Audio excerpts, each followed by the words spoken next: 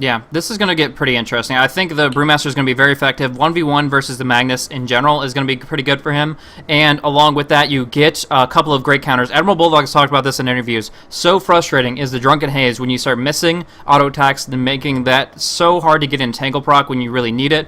And along with that, he can just Tornado up the bear. He can stun out the Magnus. Multiple ways to interrupt what they have going on. And I think this Primal Split and the Drunken Haze are going to be very, very big factors going on into that. Along with that, their style of drafting, picking up Korok's mid right here, and of course the two supports for Mike and Fluff already on the table. Alliance knows exactly what's coming as far as these three, but what to expect from the next two. Their draft is so darn flexible. They can pick up completely different carries. They can pick up a very, very powerful offlaner hero. They're banning out a little bit of both. They're banning out TC's Luna. They're taking out Bulba's Clockwork. But you can't stretch your draft that thin and not expect something still very powerful to come out of Team Liquid. Sure. I mean, right now you could still easily see a Gyrocopter, for instance, from either team, in fact. So probably we'll see a ban on that from one player or the other. Alliance do have the first pick, so they could take the Gyro before TL has a crack at it. I mean, Brewmaster, you said it. I think Lone Druid... sorry. I meant to say Admiral Bulldog, and I said Lone Druid instead. Admiral Bulldog said that one of the heroes he's most scared of on the Lone Druid is the Brewmaster, because of that wide suite of responses that he can bring. Particularly, really, the Cyclone from the Wind Microbrew Panda. So, I don't know. I think the Brewmaster is strong. It's going to be Korok on mid Brew, almost certainly. That's how they play it. And Brew is completely fine against Magnus as well. They're both Bottle Crow heroes. Brew is Bottle Crowing so he can have his Thunderclap. Magnus is Bottle Crowing so he can have his Shockwave. Precisely. So this is going to be kind of a war of attrition for the mid lane. Neither one is going to be able to get a kill unless Korok makes another huge mistake and gets skewered onto the tower, which I wouldn't say is impossible. You can't rule that out entirely, but either way, most of them are just going to be focusing on getting that farm for Blink Dagger, getting those levels as easily as possible, and I don't even think outside intervention can really change that up. I mean, yes, a clap with a well-timed disruption or something could really screw over Magnus, but in general, I kind of think that they're just going to be able to hold the line there, and any movement in that direction will generally be a waste of time for the supports. What do you think about TL Nature's Prophet for Bulba at this point?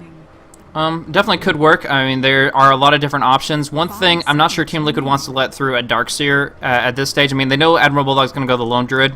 I guess in that sense, they definitely could be looking at something like the Nature Prophet or the Darkseer for themselves if they're not worried about that offlane pickup. But we have seen Alliance kind of throw some different things their way. So obviously, they're going to have a great support. EGM really, really solid for landing Leshrac stuns, or if the EGM prefers a setup hero like Bane or something, then Leshrac, of course, can follow on through, picked up by Ake.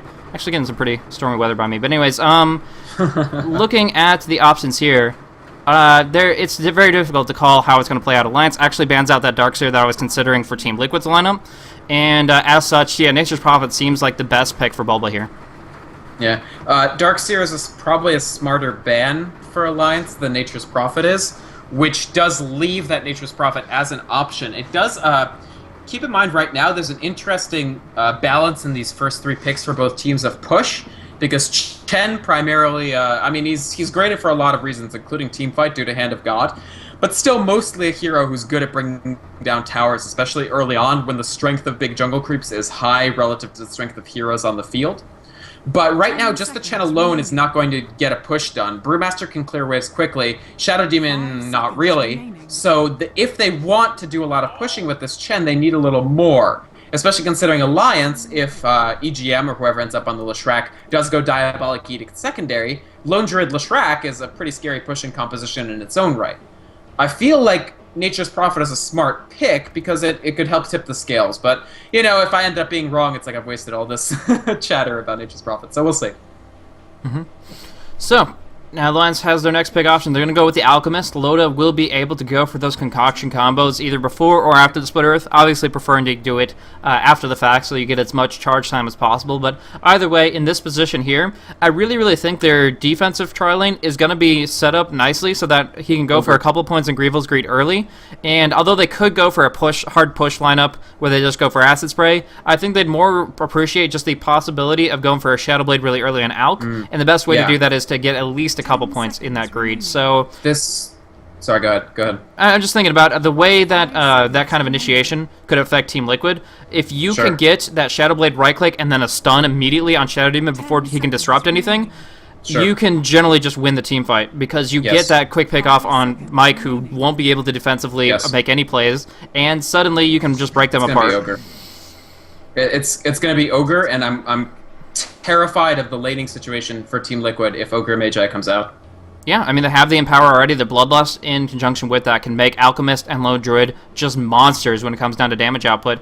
And if they do go for that selection, I really do think that they have much more potential. Of course, TC still has plenty of heroes in the pool, but with the Gyrocopter ban and that kind of situation, it's going to be Dude, difficult. Ogre Magi is gonna potentially blow this game wide open if they go for it.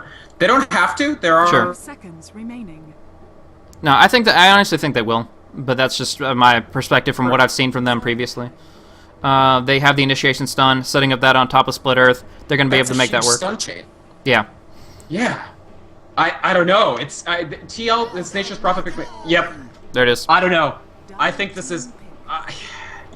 They gotta dodge the tri-lane, kinda. I feel like. Yeah, they're not gonna go 3v3. I don't see how the 3v3 is favorable. They won't do 3v3. They'll do 3.510, Nature's Prophet jungling alongside Chen to an extent, doing different Yeah. camps individually, obviously, but they're going to just try to win the top lane and the mid lane and try to bring it down harder in towards that late game, because until an MKB comes out on the bear, the Drunken Haze is still going to be a great way to inhibit. Yeah. You get all the steroids in the world. You get Empower, you get Bloodlust, but if you're missing like 75% of the time, it's just too much. So they go for Dragonite, they go for their own push lineup, and I think they're in a great position here. They go Disruption into Dragon Tail with whatever Chen has to bring to the table. They're going to be able to screw with the Druid a little bit here and there, and once they start bringing down towers with Dragonite's ultimate, they're going to put the pressure out where Alchemist won't be able to find that farm comfortably. This is a very delicate. This game is going to be all about timing. TL's push comes out before Alliance's push. Period. That's just a fact. Problem is, once Alliance's push hits, and it's not that much later, it's not like they went with a Phantom Lancer, their push is stronger. It is stronger when it comes. Because Lone Druid is very difficult to outpush. And if you think that's false, I recall to you the DreamHack Finals Game 5. Plus the Ogre Magi ramps that push up a bit. The other timing thing is the laning phase is so incredibly important for Team Liquid. If they lose the lanes pretty badly, it'll be very, very, very hard for them to pull the sort of shenanigans that they pulled with Virtus Pro, where they were able to stabilize and win. Because what VP does again and again, or what they did for both the series with Alliance and the series with Liquid, is they just go for mass kill potential, but then it's hard for them to take other map objectives following on from that kill potential. Like, they don't have the de-armor for Roche, they don't have the push for towers. Not true for Alliance. They have Roche potential with Acid Spray from Alchemist. They have push potential with Lone Druid. If they win lane phase convincingly, it's going to be tough. I mean, it'll be tough for TL. Yeah, I 100% agree with you there. In that kind of position, Team Liquid haven't been having the best track record of winning out the laning phase. I think they're kind of in a position to do it with TC, since they'll be giving him plenty of independent farm. But some of that comes down to warding. Right now, Alliance is invading, going on in. They're going to go for a Fire Blast on the Korok thing. So Concoction will follow up with the Split Earth, and that's going to be easy first blood. So starting it off really strong, and those Observer's Awards, I expect EGM to start blocking pulls, but actually just covering up on this top rune. I kind of felt like the jungle of Liquid was a really, really big deal for the laning phase. How do you feel about the fact that they haven't blocked it yet? I guess Ake will drop a sentry to annoy the Chen a little bit, but still. Yeah, who says they're not blocking it? They get the incursion, they're going to block at least... This is a good camp to block, too. All they need is to block one camp, and already Nature's Prophet and Chen are going to start feeling a little bit pinched. The other thing they're doing is getting vision of the pathways through the jungle that lets them sort of use this... Ogre Lesh is really strong at getting kills. Yeah. So it's just going to be dangerous for Liquid all over the map, and No Tide, Alliance, sorry, are going to try to make it even more dangerous. Sure enough. So starting things off, we do see Admiral Bulldog up to his old tricks with the bear, moving on around here. Fluff's not going to be able to do anything about it. And a little bit of a... No, never mind. I was going to say that he might have been confusing them, saying that the bear blocked off the pole, and therefore they're not going to sentry it, but it hasn't really been a factor just yet. We're seeing the bear come on through, but a lightning bird actually picked up. The Harpy Stormcrafter going to do some damage here without any magic resistance. It will be just spamming out that damage pretty quickly and trying to harass down that bear. Either way, they do get one ward taken away, but the sentry's still in place. So it's a little bit of a feint here, and as such, they still will be losing a lot of jungle time on that eastern hard camp. Right. And that's, yeah, I mean, it's a big camp. Actually, the Harpy Stormcrafter is doing a lot of work here. If they could bring down the bear, yeah, Bulldog having to re-attack. This actually might be the dead bear. He might have to resummon it, but he has 20 seconds left. Yeah. I think they got it. Yeah, 100 gold going to Fluff, and that helps him out quite a bit here. Bulldog taking a lot of hits from the creeps as well. He wants to wait it out. He wants the creep wave to go at a different timing, but has to pop off the salve, and it looks like the Harpy will be able to cancel that too. Bulldog is with 150 HP. There is one more lightning. It won't be able to finish him off, but man, is it forcing him all the way back to base. So really, really screwing these lanes up here. He gets it. I didn't think the range was enough, but holy crap, is that stuff strong. Yeah, they got a huge, huge range on that Q-click, and yeah, the Harpy Stormcrafter able to get the first kill on the board for them. Meanwhile, there was a kill towards Alchemist bringing down Nature's Prophet, and that just comes down to that standard disable combo. Fire Blast, Split Earth, Unstable Concoction, and bringing down Bulba, so that he's probably going to have to go to the jungle. So I want to quickly point out, I think what happened with the Harpy Stormcrafter is it's a chain lightning. It's not a single target. He hit a creep with it and it bounced to Bulldog. Okay. That seems reasonable. It's definitely possible. I mean, generally they bounce based on proximity, but honestly, if you clicked on the thing and hover over it, it has a huge range, so it could have just easily as easily been a Q-click. Either way, whatever play was made, it was a really, really good maneuver by Fluff and picking up a huge gold despite a little bit of a setback on his camp spawns. Mm-hmm. And this is great. I mean, they are Liquid. What they're doing very well so far is completely taking Bulldog out of the equation a little bit. He has still magically hit level 2 just because he's Admiral Bulldog, but he's really feeling pinched. Like, look how much they're pinching him. Yeah, he's taking a lot of pressure from this second bear, doing some good path blocks, shockwaves to come out. 400 HP left on his bear. He's going to have to look to bring that back to the fountain soon because 110 seconds without his companion is not going to let him actually do anything on this lane. So that's going to be an awkward position here. We do see Bulba moving on. He actually tried to do something on bot lane and then immediately thought better of it, and he does go back down to the jungle in safety there. Soulcatcher and Ix Mike right clicks, bringing a lot of damage to the Spirit Bear, but it looks like it will at least survive. If he hits the third Shadow Poison. Could be close. I think he's got it. He can just gonna do a fourth for good luck. Oh, actually, Soulcatcher is up. I'm not sure if he'll do it anymore. He's got to hit this fourth. Yeah, he got it. He got it. The fourth Shadow Poison comes on out. Ix Mike finishes it off the bear a second time, and Bulldog sitting here without anything. He's up a river without a paddle. Like, honestly, he just doesn't have anything he can do here. Doing his best, but he doesn't have a stout shield. Taking up the creep wave. He's literally sitting at his tier 3 with 94 HP. And honestly, the fact that the tower is auto-attacking the wave means that's his last creep wave that he's going to see. And instead, we're going to be seeing this damage come quickly on the tier 1 tower up top. They can just burst this down pretty hardcore. Fluff with the Basilius. And yeah, with the Dark Troll Summoner, that's a guaranteed tower kill. My understanding is that what he's up is a creek rather than a river, but otherwise I agree. Sure enough, sure enough. So Bulba back down bottom. Why do you feel he keeps on trying to contest this directly?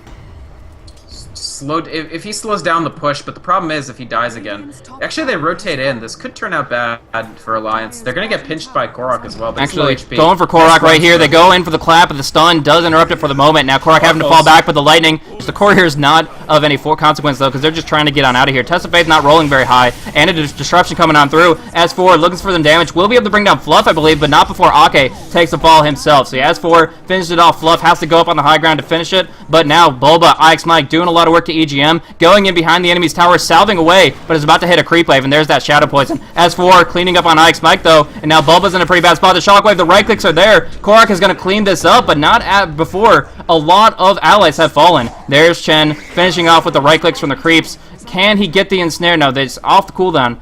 As such, it's going to be on Korok to get this last hit on S4, and no. The Drunken Hay is not lasting long enough. Korok falls back to the mid lane. Meanwhile, Bulldog gets an opportunity to 1v1 up against TC with his Spirit Bear all up in arms.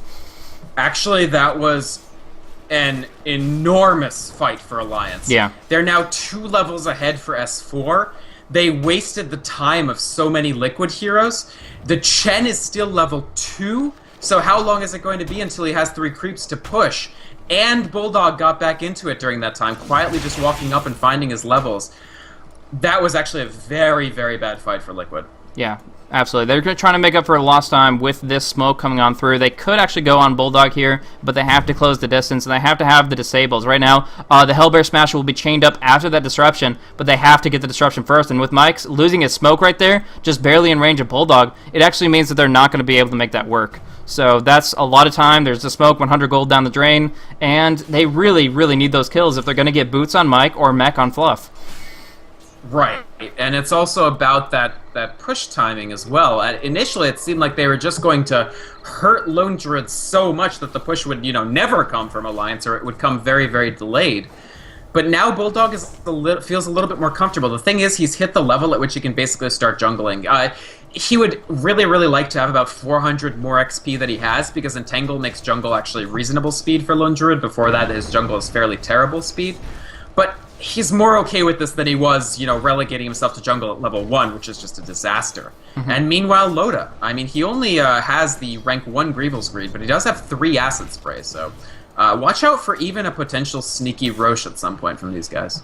Yeah, absolutely. So we see, Loda right now just going for treads. As far as his build-up, I think Shadowblade is going to be the natural action to move forward with, and once he does get that up, movement speed from the Bloodlust and the Shadowblade is no joke. He'll be able to close on in and always get that concoction off on his target, unless there's some big either Sprout LOS action going on, or maybe a powerful disruption if they have sentries down. But it can be very difficult for Liquid to deal with, and they're going to have to respond very carefully once that S-Blade is actually on the battlefield. What do you think TC builds, by the way? Because Dragon Knight is a hero who right now a lot of teams play and everybody has their own preference. What do you think TC goes for here, and how's it going to be useful? Dominator is pretty common in this position here for stacking up camps if you do go for Red Dragon. But actually, right now, S4 going on Korok, and he's going for the Primal Split. He will not get it off, though. Perfect timing from EGM Split Earth to finish it off there. They pick up a couple souls for his urn, and they pick up a very, very nice kill on that solo mid. But as far as Dragon Knight's items, plenty of different options. Like you said, everybody builds them. There was like this Chinese mentality a while back where you can just build pipe and build utility items on him, and that would be okay. But more so, I think he needs to directly contest the damage coming out from the Alchemist and the Spirit Bearer. That's kind of looking at more like a Halberd, or maybe, I don't know, just a better right-click potential. Halberd. Yeah, I think he's got to bring the damage more than Halberd will help. With Halberd, they end up sort of just anemic on the damage. I feel like they need more coming out from TC. I wouldn't hate him going Shadowblade either. He's got pretty good stun initiation. I guess so. Yeah, that's very true. That has a lot of possibilities, and it does force out that much more from the supports of Alliance, who are pretty much drums first, yeah. Yeah. So yeah, starting off with drums, that's going to be good for them, but obviously that's just a build-up item, a transition to something bigger and better. We do see haste popped off from multiple smoked heroes. Liquid Bulba just kind of chilling out in the bottom lane, making them feel comfortable so that they can just move on in. Korok really, really going ahead of his team, has to slow it up a little bit, but once he closes on in, this is a big jungle going on, the Acid Sprite controlling everything, and here comes that clap out on EGM. The Split Earth will be dodged. No, actually hits it right on himself. Good stun, but still gonna drop down himself. Loda on the run. Korok's haste has a few more seconds left, but here comes that Chemical Rage, allowing him to get some distance on Korok here, and he's gonna have to go under the tower. The clap and the Primal Split come on through, though, and with the Purge, they certainly have this kill. So committing a lot to it, but certainly they have turned things around a little bit for them. Mike taking a lot of hits. Ake doesn't get the Fire Blast. Beautiful Tornado timing coming out of Korok, and as such, they're gonna do a little bit more damage to the Fire Panda, and then move in to push on this tier 1 bot, which is pretty much already down. TC's Green Dragon form, Corrosive Breath, just burning it down quickly, and that's just very, very strong for Liquid. I don't know whether this was just ingenious timing or lucky timing. Probably, let's go for ingenious, but they, just as Loda's going heavy into Acid Spray was about to pay off with some incredibly fast jungle farming, that's when Liquid move in and not only win the ensuing team fight, but also take the tier 1 tower, making the jungle less safe to farm in the future. So almost very, very close to the perfect timing. Maybe like 10 seconds earlier would have been even more insane. But actually, come to think of it, like, he got a lot of farm and then immediately lost it because he died, so he cleared out a lot of creeps in that process. I don't know. It was really, really, really good timing. It will slow down this Alchemist a lot. Yeah, stopping out the Alchemist stacks, making it so that they were able to put pressure on the tower, control the enemy jungle a little bit more. That forces out more Observer Wards from Alliance in that area. And, of course, that does make it so that they start getting momentum. They've been losing it so much, but now we see it shifting in their favor. Gold Graph, and to some extent the experience as well. Bringing that down. we do see coming up just Magic 1, TC kind of waiting a little bit to reveal what he has in store for us next. I mean, Armlet is still an option if he just wants raw right-click damage, and yeah, there's plenty of different things that we could be seeing coming out of that. And Take a Brock does come on through from TC, but Ix Mike is actually ready to rumble. He is invisible, he starts with a disruption, and now they can't soul catcher him under the creep wave, which actually means that they just wasted their invis, but still, they can right-click down, the Superior Bear will be dropped, and that's a nice little bounty for TC. So, finding that opportunity, is Bulldog resummoning, but still trying to hold the line against those two, while Chen just farms away. Fluff was having a lot of trouble. Like you said, he was level 2 for an extended period of time. Now he has hit level 5. He has the multiple creeps available, but he is still delayed as far as that mechanism goes. Yeah, the mech is going to be... but honestly, this is still a perfectly reasonable timing. Chen, of course, one of the faster mechanism builders due to being an effective jungler. So they're going to be happy with this mech timing, in my opinion. He's only about 500 off, which is really, I mean, it's fine. Considering S4 hasn't quite hit Blink yet either, not that his Blink is coming slowly, it's coming very, very quickly. But, yeah, actually, he will hit it pretty soon. Sure. S4 being really high level is a big deal, by the way, because he's going to have rank 2 RP. They're going to keep being able to kill Korok in the RP, and if they do that, Teal will struggle to win the fight that happens in. Yeah, and the time he's synergizing just about when he's about to hit that Blink Dagger. He's only a few creep kills away, and he will have that in full. So when he hits level 11 and has that Blink Dagger up, Liquid have got to watch out. That is going to be the timing window they have. Alliance have always waited for a key moment before they start pushing out. Shadowblade coming out right now for Loda, and S4 about to have his Blink. That is absolutely the timing they want, and now they're going to start making things happen, where Liquid have to be aware of the oncoming threat, but it just is on them to see how they retaliate. Absolutely. And we do have a gank. Oh, Bulba, bad spot. Dead. Yeah, he should be. They did break the Shadowblade, so they don't get the easy right clicks, but with a multicast, he's guaranteed kill. So they do get that. Alchemist picks up a nice bit of cash for himself, and Bulba having a really rough game. He's sitting down level 8 right now, 1, 3, and 2. And, yeah, that's not even costing them the team fight. They just go for quick, easy picks. Yeah. Cool ward here from Liquid. I like this. And actually, interesting that they have the 2 Hellbears here just to sabotage anybody trying to pass through this, as well as act as scouting for the Ancients, because, of course, they know now Loda got his very, very fast rank 4 Acid Spray. This makes Ancient farming kind of a breeze, too, so they're just keeping an eye on that with this ward and with these things. But Loda going to take the tier 2 as well. What was the other thing I want to talk about? Well, whatever. Sorry, go ahead. Sure. Well, I mean, like you were saying, Acid Spray plus Empower, easy Ancient farming. We do see Demonic Purge coming on AGM. He gets a stun off, but not stopping the fact that TC brings him down so darn quickly. And now we see all 5 on mid, 5-man Dota, bringing it down. Creep's going to tank it up, and yeah, that's an easy tier 1 kill. Though there is pressure coming down on bottom. Loda's like, okay, I'll split push it. You have to commit detection to actually bring me down. So in this position here, trading tier 1 for some damage pressure down on the bottom tier 3. Wrath did pretty respectable. Ooh, S4 was fishing. He doesn't quite get it. He tries to fish out somebody who was TPing and got the TP out before the skewer came. Brew, he's about 700 away from his blink, so that'll be very useful. I wanted to say the Ogre stun is just so long range that it was going to be incredibly difficult for Bulba to actually escape, and that'll be true the whole way through. As long as they have Dust, even Shadowblade is going to make it hard to actually get away from the Ogre Magi, especially with an Alchemist in tow. Yeah, we were talking about the movement speed advantage of Team Liquid for a good portion of that last game. Like they had it for the first half of the map. They had the movement speed advantage, but right now I see that range of initiation and that just straight up movement speed in favor of Alliance. That Bloodlust is something that you cannot underrate, and increasing your movement speed by even 16% on heroes that are already super fast, like Lone Druid once he skills up his Rabid, it's going to be more and more difficult for Liquid to get out of tough spots. Pretty much as soon as they start losing the fight, they don't have a choice but to keep on going with it, because disengaging, they're going to be running across the map and just pretty much steamrolled all over. I like this. I want to talk about this Medallion of Courage on Shadow Demon. I really like this because Shadow Demon is a hero who by himself really doesn't need items except maybe a Force Staff, but it's not nearly as important for him to get the mobility as it is for heroes like Lina and Rubik. So you can go cute stuff like this Medallion of Courage, which actually buffs your team significantly just in terms of focusing down a single target, which will be very helpful for them. If you can even Medallion of Courage the bear and just beat it down with TC, that's very, very useful. So Medallion is a great pickup. We see a lot of Asian teams actually do the Medallion Shadow Demon. The most notable one I can think of at the moment is VG, who always get the Medallion on Shadow Demon, but I like that Mike's building it here. By the way, it is Shadowblade for TC, I think. Interesting. So yeah, picking that up, there's no reason for him to pick up anything else with that Claymore, so he's going to be in a pretty good spot there. As far as, yeah, getting into the action, it gives him respectable attack speed, attack damage, and it will give him that quick extra burst immediately. So I could definitely see its benefits, and of course, like you mentioned, he will be able to set up his very powerful stun with it. I'm just not sure if it changes currently what's going on with them. It forces out some detection from Alliance, but he still seems to be very far behind the Alchemist.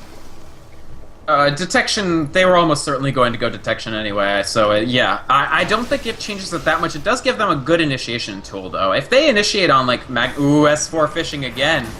Trying to find opportunities there. They get the Demonic Purge. After that disruption, they even entangle... Oh my goodness, he's going to drop down, and it's not going to be a Roche kill. It is picked up by Shadow Demon with its ultimate, just dishing out that damage right then. Perfect timing. Now they can go for the Tower Deny, and that's a pretty solid win for them. Locking down that... Magnus, and are they going to look at Roche? They have so many creeps to work with here. The Nature's Call, there is the Holy Persuasion, Chen creeps, they're going on in, and now that they have maxed out Drunken Haze, they're not going to take any damage from this Roche. Burning down quickly, Magnus has to buy back, TPing to the tier 2 mid lane, though it's going to take some time. They're going to fall back, unfortunately for them. I think they could have handled it before Magnus would have been a factor, but even a moment's hesitation, and it's too late, so... yeah. It's kind of iffy. Even with Medallion, which the other thing I meant to mention about the Medallion is it speeds up your Roche a lot. Yeah. They don't have that much armor reduction here, so it's very useful for that. But it's fine to bait out the Magnus buyback and say that's the trade. Like, that's not that bad. If they get caught out here by Alliance, though, that would be difficult. Yeah. Problem is, I mean, we could be seeing Alliance controlling this Roche and just going for it themselves. I think Liquid have that idea because they're going on in. Korok looking for that blink initiation, swooping on through from behind, and they're going to go in forward only to find Korok from the low ground. Beautiful three-man clap. Goes for the Primal Split. Everybody coming on through. Now focusing down on Loda. He does get dusted out there. Looking for the damage. EGM, first target to drop now. Big Skewer, big RP. TC and Bulba locked in the Hand of God. A moment too late still. Their Bulba will drop. S4 taking some stuns. They throw the Spirit Bear up in the air. There is Loda taking some hits, but actually delivering far more. Just going back and forth here. We do see them all falling back. Korok, after breaking the Primal Split form, does finish off S4, but he can't do too much more. There is going to be that Bloodlust, and there is a Dragon Tail. Entangle Proc comes on through. Can they finish off Bulldog? So close, they get the kill. They clean this up. They take down S4, they take down Bulldog. EGM will respawn shortly, but Korok's not done. He gets the slow onto Ake, and the right clicks are there. They will finish him off as well, taking him down. Good movement from Korok. Really made the play there. And the Test of Fate to pull him out. No! EGM with the Lightning. Maxed on out. Finishes the job there. They're not going to let them go without a fight. Shadowblade up in 3 seconds. Does he have mana for both, though? No, he gets ensnared. Nice movement from Fluff. Blocking it off. There's the Concoction. There's the Shadowblade. He will close the distance on IX Mike, and he doesn't have Disruption. He will fall here, but just going to be sacrificing himself for the greater good. They destroyed that team fight, and they are okay with everything that played out after the fact. Yeah, clever play by IX Mike at the end there. Very subtle, but the moving towards the Unstable Concoction rather than away. Can't underestimate how annoying that AoE is when it lands, because it's a tiny AoE, but it can make a huge difference. TL definitely taking the favorable part of that fight. The question is, are Alliance going to go for Roche again?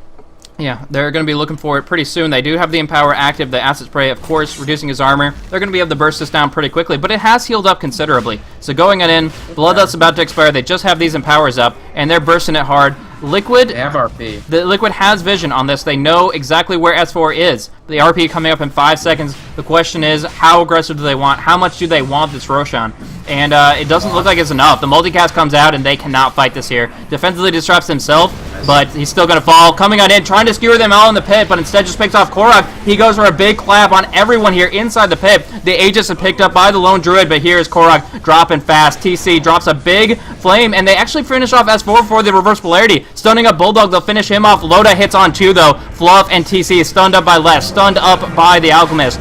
Okay, going to be able to finish off Fluff here. And now it's TC all by himself. Big Wrath of Nature going across, but isn't enough. Loda shadowblading away. Bulldog respawning, trying to TP, but there's Korok to finish the job. Going on through, they need just a little bit more. Blink in 8 seconds, and EGM is going to get dropped, I believe. There's that stun, missing unfortunately, and with EGM trapped in, there's no hope for him here. He gets locked, and they do claim yet another. So in the end, we look at the kills, we see 15 to 14 in favor of Liquid, so they get 1 extra kill on top of that. They did lose the Roche kill, but the fact that they immediately snag the Aegis after it, and or not, they don't pick it up themselves, but they bring it down, means that I think they honestly just completely destroyed that fight. I don't know if I'd characterize it that way. I mean, it's close. Either way, it was a good exchange for both of them. Roche does give you a considerable amount of golden experience, but it's rough. At least they didn't get slaughtered the way it looked like when Ix Mike was getting initiated on. Yeah. No, honestly, I thought that RP would decide that fight, and it didn't even happen. Now, the flip side is they still have RP. Yeah. But no, I mean, it was a good fight when it comes down to it. I wouldn't say that they destroyed it, but definitely I think they earned some advantage from it. Okay. Again, Alliance want Loda to go a little later than he currently is, and currently he's being pulled into all of these fights. They'll probably take the tier 2 here. I don't see, unless a great RP comes through. And Snare's really on point from Fluff. His Chen has been excellent this game, right from the opening moments. He actually gets the tower destroy versus the bear, which is formidable. Yeah, definitely. There are a lot of right clicks going in from both sides, but Chen able to get that last one there, really, really helping out their team. They are going to get actually a gold advantage for, I mean, they had some for the previously good fight, but in this situation here, Liquid needs every little bit that they can get. So they're feeling pretty confident about that tower kill, but they don't want to get too cocky. Right? In this position here, they're farming up the enemy's jungle, and I could easily see them in a position where they can get counter-initiated on. We do see another Great to Die coming out from Bulba here. He does get the top tier 1. That's, yeah, really close. I mean, saving the tier 1 from giving them another tower kill, really, really good. And I gotta say, Korok, even though he is, like, negative KDA, so to speak, like he's 4 and 5, he was a huge factor in those last 2 fights, especially the one in which he jumped in, got the 3-man clap, and popped off Primal Split. Like I said, if he just gets RP'd and dies before he splits, that's a fight Liquid can't win. But the 2 fights, even the one in which he didn't have Primal Split at all, he was pretty consequential. Yeah. I mean, he didn't blink into that pit. He actually got skewered on through, but that was Magnus's mistake. That was S4 using his blink to try to pull somebody in to a situation that they just couldn't live through. And in all technicality, he couldn't. He did have to buy back, but he got an amazing initiation. Got all the vision they needed inside the camp, and along with that, just got a beautiful clap off, and everybody was able to follow up very, very nicely. So good maneuver from them, taking a fight that would have been, by all means, was very difficult to take. Korok gets defensively disrupted. Ix Mike, the only one to get caught by that RP. Korok turning around with a Primal Split here, and there is S4 incinerated by the Dragon. Now we see they're going to be able to bring down EGM with a good Dispel Magic coming out of the Wind Panda, and the elements are at work here. Bulba does get stunned out, but in the end, EGM will fall. So they do get 2 pickoffs for absolutely just the Ix Mike, and I think they'll just walk away with that. Yeah, because, ooh, Fluff. Fluff, yeah, getting entangled here. He's going to get dropped down by the stun. Luckily, Korok doesn't get snagged by it, is able to blink away. But, of course, Fluff getting locked in place. Not exactly where he wanted to be. Nevertheless, he's in a position where the mechanism is already up, and gold is not as much of a factor for that hero. A perfectly reasonable trade for Liquid. Actually, a good trade, getting S4. And that fight comes down single-handedly to Ix Mike. Popping off the defensive disruption on Brewmaster, causing the RP to miss. If last game we saw S4 outsmarting Ix Mike in the end, we just saw Ix Mike completely outsmarting S4. Yeah, really good timing from him, and that defensive disruption set it up so he could ulti out and actually get some kills on the board, so really good for them. In this position, though, Loda keeps on farming away. Current net worth is 10.8k, a little bit ahead of that Dragonite, and of course they have the Lone Druid to back them up, albeit Admiral Bulldog only has, 5,600 net worth according to this, but still, he is going to be able to contribute more so in the late game. The Bear itself is going to have a Basher, and of course it has the Armlet already. His net worth is 7,200. Okay, yeah, there was a weird shift. I saw it a lot higher than it was supposed to be, and then it dropped down. So maybe Valve hasn't fixed the fact that couriers don't give value or something, or something about bear transfers. Either way, we do see S4 up on the high ground, looking for a great opportunity. The RP, 3 seconds, time ticking away, going on in, not yet. Waiting for the skewer opportunity where he can bring 2 together, just mash them up and lock them down. But it's not their moment.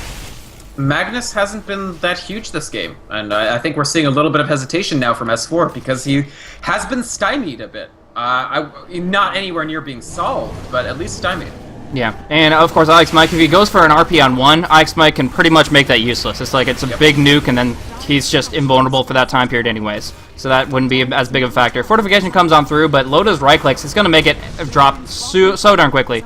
But as soon as the tier 2 falls, they walk away. They know Bulba's been split pushing, and they don't want to let him get away with too much down here. Already chipping away, taking almost half the tier 3's HP away. And that is considerable. They are going to be able to fight it down, but actually Korok coming down on EGM, bursting down. They got at least one stock, lock him in place, and they do pop the Dragon Tail to finish it off as well. Concoction already blown from Loda. He's going to run for the hills right here, popping off the Shadow Blade, and he will be able to get on out, but, oh, trying to Sprout Sentry. That would have been so good if it worked, but unfortunately for them, the Shadow Blade just a little bit too quick. Either way, Liquid claiming a lot of long-term tower damage. That and BKB is done on TC. This Nice. lets him really, really get in. There's little that they can do about this other than the RP. Yeah, exactly. They have to have... It's all on S4 in this position here. He does have Empower going out on just about everywhere that needs it, but Loda does get stunned out, at least for the moment. They are just using all these Chen creeps to make it happen, but at least they do get the deny. So, a little bit of a spitting in the face of Team Liquid, because they've been denying half their towers, whereas Alliance have been kind of failing to accomplish this. So finally getting a little bit of a break there. Yeah, and killing off Chen creeps is not to be underestimated. This means that Chen has to go and build up an entirely new set of creeps, and he had almost the ideal set there. So it's going to be some time before Chen becomes a threat again. So definitely very good work by them there. The only question is, right now, it just seems like Alliance are not favored in these engagements, and they need to find something that will actually turn it. And I don't know if just massive Alchemist farm is that thing. It'll certainly help. But they thought they had the timing with the Cuirass. Like, they immediately just ran in, and all they got for it is, like, a tower and half their bottom tier 3 down. I would like to see Loda have more TP scrolls, too. Yeah, I mean, that obviously would allow him to be a little bit more active on the map. But the Sol Karas, of course, wherever he is, he's going to make an impact. And that's going to be the big thing there. We actually see him immediately TPing up to the top, but now he is out of the scroll. And just going to be doing a little bit of counter push with the Acid Spray. Bulba is kind of a nuisance right now. Continuously pushing out. He did a lot of damage on bottom, and now kind of doing the same thing conversely on top. Moving in, he will have that Scythe of Ice in, what? Smoke. A decent amount of They're time. 1400 baiting. gold. They They're go for baiting. Loda. They bring it down. Very, very good maneuver there. Korok's in the fray, but the RP lands before the Primal Split. The Hand of God will not save him. Instead, he has to buy back, jumping back on in. Damage everywhere. TC, a gigantic dragon on the front lines where Bulba is getting right-clicked down by Bulldog and previously the Alchemist. Now Bulba is able to Shadow Blade away, just barely gets sent back home by the Test of Faith. Loda closing on in. Doesn't have the concoction yet, though, and TC gets the stun. Dropping down hard. Loda is taking a ton of damage, but there's a triple multi bringing down Ix Mike. Loda is dropping low, 300 HP, but still managing to survive. They bring down the Lone Druid. Now looking at Ake, trying to avoid. There's the Shockwave. There's the right click. Is it enough? No, Ake will get away. Not so fortunate for Loda, hiding out in the trees and getting finished off there. Good movement, good double kill for Nature's Prophet, who immediately after getting Test of Faith home, started channeling that teleport back to the front lines. That Brewmaster buyback. Yeah, really, really They big. they baited, and Alliance probably thought that they were quite clever for the first half of that fight, completely baiting Liquid into initiating onto Loda, thinking that Loda was making a mistake, which of course he wasn't. He was baiting them in, and they take down Korok, and from that point it felt to them, I'm sure, like they were going to win. But the buyback and the immediate, just like instantaneous buyback, and he runs pell-mell back into the fight. They don't have a Keeper of the Light, but it was enough for him to get back in and tilt the fight completely in TL's favor. So damage coming out in this tier 3, dropping down below 300 HP, or just above it. Either way, they have done some big hits here. Nothing permanent. They still haven't locked down either tier 3, but Bulba's trying to make that story change a little bit. He has his Scythe. He's going in towards that bot lane, and just a single wave of the Nature's Prophet's Treants can do a lot of right-click damage to this, bringing the tower down to critical HP levels. Of course, you don't want to have to deny it in any circumstance, but in this position here, the Prophet's just going to make things harder and harder for them to push on out without worrying about how their base is going to suffer. I think it's extremely important for Alliance to maintain their Raxes, even more important than it is usually for teams to maintain their Raxes. It's always almost the most important thing in the game, but it's even more important for them, and the reason is Alk still needs to find some farm. When you look at Alchemist's net worth in a net worth graph, it's deceptive because his baseline is less effective than most heroes. He needs to have a higher net worth to have the advantage. And here, Loda's net worth advantage is incredibly diaphanous, A, and there's Wow. two Team Liquid heroes with the same net worth, B. That is insane. What Ix Mike was in the riskiest position he could have possibly been. Yeah. They actually do get the sentry off on his ward, but holy crap, the bear went on the high ground, just looked above the steps. Rosh is dead. And, yeah, Rosh, of course. He'd been working on it for a little while. Bringing it down very quickly, Alchemist does get the Aegis here. But yeah, Ix Mike was in a position warding, and the exact placement of where he was made it so the bear didn't have line of sight. It could have been so disastrous for him. But they do still, of course, lose the Roche and lose a little bit of map control with the sentry wards that did get placed immediately after the fact. But, I mean, it could have been worse if they lost more heroes. If they tried to fight in take an engagement that they would have just gotten obliterated, especially the supports, losing ground really, really quickly, they would have been scrambling. Instead, they get to kind of reinforce, just group up together, smoke it up, and try to actually go for a pick-off, possibly on the Ancients here. Yeah, I mean, good sneak for the Roche there. And if Liquid fight at the Ancients, this could be very... Oh, there it is. Bulldog is trying to farm it up. Does get locked down. That's a blue dragon with the BKB active to get out of the entangle. There's the ensnare. There's an RP locking down, but the Primal Split dodges it out. S4 immediately gets out of there with the Force Staff, but the remainder are going to take a lot of hits here. Ake is going to TP away. Loda is the one that's kind of being left behind. He's being left for dead here. He's all by himself. Tries to do what he can, but the disables are there. The lockdown from Fluff, and they're going to finish off Loda here. S4 skewers on away TC, but the Aegis has already popped, and now S4 is just getting slowed on down. Force Staffed away once more. They're going to get the Dragon Tail, though, and finish the job. Back up on the high ground. Loda locked in place. Do they have any detection? It looks like he will get out with his second life, but still taken away. Admiral Bulldog locking him down, and S4 to boot. So they're going to go push in pretty hardcore into the one lane they haven't already harassed on down. Yeah, I don't know. Big fight for Good shift, in my opinion. Going into its top tower is exactly what they should have been doing. They go for the fortification here. TC moves on up. Easy right clicks to finish off the tier 1, but here's Loda coming on in. Concoction hits on Korok and TC, but the nice scythe coming out from Bulba, locking it down. Ake with the multicast, though, finishes off TC, and they cannot hold without their dragon. EGM doing a lot of damage here. Korok taking so many hits. Ghost Scepter comes out. They have to leave Korok behind. He gets locked in place. Fluff and Stuff is probably going to be dropped as well. He doesn't have his TP scroll, and they have pretty much a full army right behind him. So he's just going to try to delay as long as possible, but he will fall in the end. Buys the Geometry Sight with some extra cash. So good movement there. Nice Split Earth, by the way, by EGM. They didn't need it for the kill, but it's certainly stylish. Sure enough. And this Extra flare. Shrek did a lot of damage in that fight. The Ghost Scepter plus what looks like... I don't know if it's going to be Aghanim Scepter or Bloodstone, but I feel like maybe Ag's just for the damage? I don't know. And I would love to see BKB on Loda, too. He's going to go Heart instead, which is also a ton of survivability. I like that as well. So either way, a survivability item was the correct next choice. And they did, they punished TL a little bit, their reach exceeding their grasp, just a tad.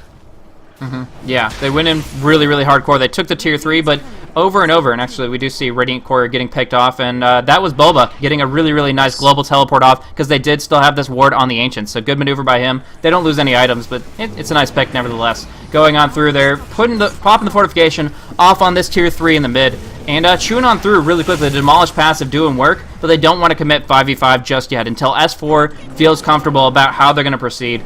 They just can't do it. So in this position here, falling back, swooping on through, they're going to look for a flank to gank. Maybe if the Chemical Rage wasn't about to expire, and it did expire during the fortification, they could have kept going. Actually, what is this position? Korok immediately hopping his Primal Split, does get one stun off on Ake. They are going to have to fight here using that ultimate. They don't have much of a choice, but the Force Staffs actually pulling them out to a point where they can't really engage. Ix Mike getting locked down hard by Loda, but it's not going to be enough right here. The Soul Catcher comes on out, and Loda taking a lot of hits, dueling it out. Carry versus carry, TC versus Loda, and he's taking too many hits. RP, though, Fluff and Stuff and TC getting locked down hard. The Concoction charging will be out on the Dragon, but the Dragon Tail, in turn, TC rocking away, but he does drop in the end. The gem's still up on Ake, so the Shadow Blade doesn't get him out. Korok is entangled up, trying to go on the run, just get a Drunken Haze out on the bear, but instead gets bashed, and now Ake taking a lot of right clicks. Looks like Korok might fall, but Admiral Bulldog needs a single entangle, and it's not happening yet. So instead, both of them falling back, neither one dying, and now they're actually just going to get a quick, easy kill on the bear. Bulba, not done yet. He's looking for a teleport, looking at the movement of Ake, almost out, but he does get away with a sliver of HP, as does Admiral Bulldog there. Forget Entangle, all he needed to do was hit with the bear. Yeah. With a 75% miss chance. That bear needs an MKB, pronto. Exactly. Very frustrating for him. He does have the Demon Edge. As far as the amount of cash, he still needs 3,000, so they are in a very frustrating position. And until that comes on through, and you don't have to worry about the evasion, that Spirit Bear is going to have a hard time locking anybody down. So that works really well when you want a Drunken Haze to avoid your tower getting mauled on, and the same thing in the middle of a fight. Sorry, I was refreshing a little bit. It's been a while. I don't know. who would you say has the edge right now? I still feel like TL has a little bit of the edge in this game, and it's because this Alchemist is still not convincingly above the fray, and Lone Druid, of course, also not really convincingly above the fray. My Dota crashed, by the way, but I'll be back in a sec. Sure, no problem. So the Monkey King bar will be coming out soon for Admiral Bulldog's Bear. That'll help them a ton. Along with that, Alchemist does have that heart, so he's very, very active, but we actually see a pickup on Fluff, so he's going to be dropped down very, very quickly.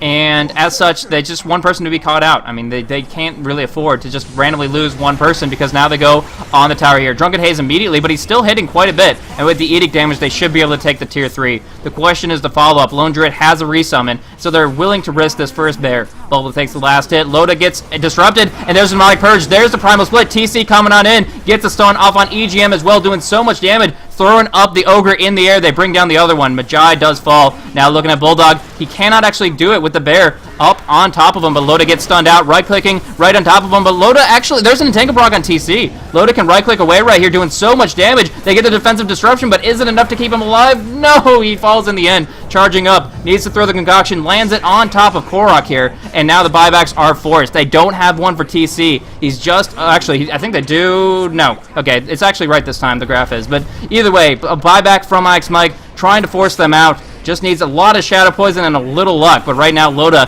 has too much more going on. The RP connecting on 3. S4's been saving it. There's the concoction to follow it up. And that's a triple kill for EGM all at once. Simultaneous triple. And that guarantees these racks. And honestly, they can pressure the other lanes. They're already moving on down to the bottom tier 3 tower. With that ultimate still up for Alchemist, they're going to be able to deliver so much hurt here. Blaze.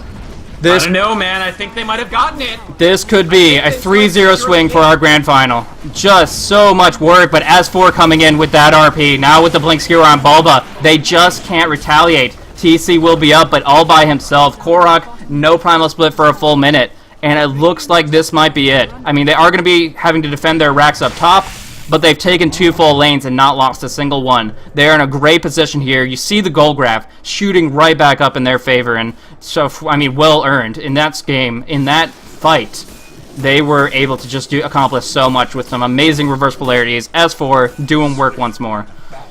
Yeah, in the end, even though he had a quiet beginning, that RP was really, really big, and it's the combo. Like I said, that unstable concoction, it has a tiny radius, but when it hits on your full stack, you are going to be cursing its name. Ever since that buff, Alchemist has just gotten way more legit. And then the splitter to finish it off, that is just like an infinite stun, basically. It's so, so long. And Liquid, they were hanging on until that moment, and then that's when it sort of just fell out of their grasp completely. It costs 4 Raxes, and once again, their back is a little bit to the wall, but this is what it looked like in one game that in recent memory, and they still managed to pull it out with a test of faith. So sure, they're close to being able to high ground themselves. This game is... The one big difference I gotta say, comparing that, you're talking about the Luna forcing the high ground. The one big thing is their carry had very little farm. Illidan on the Weaver had almost nothing. Comparing that now to the Alchemist, who has his AC Heart, he can pick up a Monkey King bar shortly, and the Spirit Bear, who can dish out a ton of single target damage himself, now has his Monkey King bar up. I really, really think the shoe's on the other foot, and Liquid have a very, very limited timing window to even try to contest this. This chase. Oh, they guessed wrong. They went the wrong way. I think Liquid escaped here, but this could have been incredibly dangerous. No, I agree with you 100%. I think it's very, very tough for Liquid. They're on the razor's edge of being eliminated and taking second place, and it might happen here. We'll have to see how this goes. This fight gonna break down very, very quickly. Coming on through the Shadow Blade, the concoction throws it onto 2. Fluff and Mike, the 2 supports, dropping quickly. Fluff will be disrupted though, and will be able to survive the Hand of God. Here comes TC, big damage, big cleave coming on through with the reverse polarity, locking them down. They deliver so much pain to everyone else. Chen, Shadow Demon, and the Brewmaster all falling. And now they can clean it up for a full 5-man team wipe, and even EGM survives. They call it here. Good game, well played. Alliance, take it. They are the Grand Finals champions for TPL Season 4. Well played, Alliance. EGM survived because of Ghost Scepter. That's all I'm saying about this game. No, but my god. Two games that basically reflect, I think, what we thought going in, which is that Team Liquid riding high, playing insanely well. And Alliance, I don't know what percentage I'd call it, but just that tiny bit of extra team fight just wins the critical engagements in both games, tipping the scales of 2 close games. Incredible Wow. play from both teams. Yeah, I like the Admiral Bulldog shout out there. Shout out to the Harpy Stormcatcher at when he was level 1. That creep did work, bringing down Bulldog, making him have a frustrating time. But no, that's very, very small. It's kind of drop in the bucket of what came down in this game. Big clash. Big clash in this situation. Maybe not the epic thing that was Game 3 of the previous series, but certainly a well-deserved victory coming out with some great S4 plays. Load up playing that Alchemist to a T, and my goodness, they just did amazing work in this game here. Absolutely. I think both teams, if there was any doubt whatsoever that both these teams richly deserved, any of these teams, frankly, richly deserve their TI3 invites, I think it's got to be dispelled by just how incredibly high level, just the sheer number of clever or even like brilliant or well-placed or well-timed plays made by both of these teams